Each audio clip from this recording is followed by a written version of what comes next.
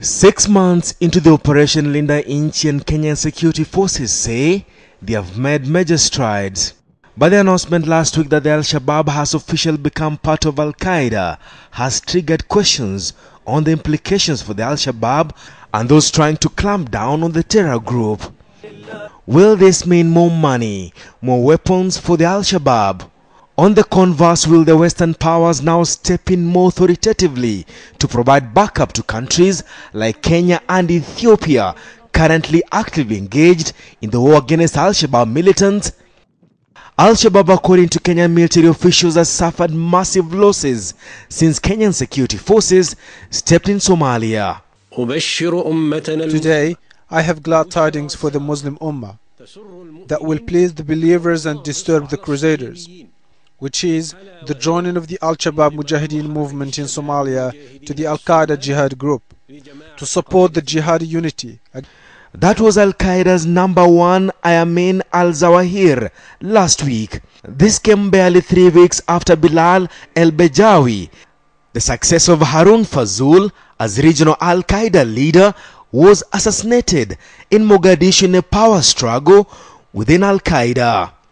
Al-Shabaab leaders have pledged allegiance to Al-Qaeda in the past, releasing a video in 2009 called "At Your Service, Osama." But the latest word from Al-Qaeda's #1 is the clearest indication that Al-Shabaab has now crossed borders. The war in Somalia has had serious security implications locally, forcing Kenyan security forces to put in place elaborate security measures.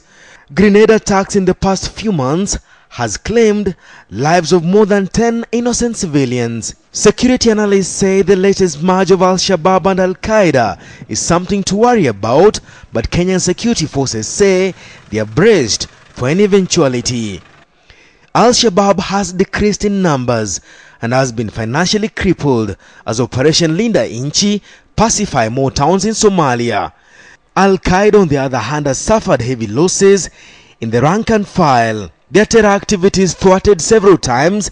Channeling money to Mogadishu is likely to be their next step. Reports from Somalia indicate that Al-Shabaab Monday forced locals onto the streets of Kismayu to take part in street demonstrations in support of the latest merger. A move military spokesman Emmanuel Chirichiri says is propaganda. Denison Sarigo, KTN Prime.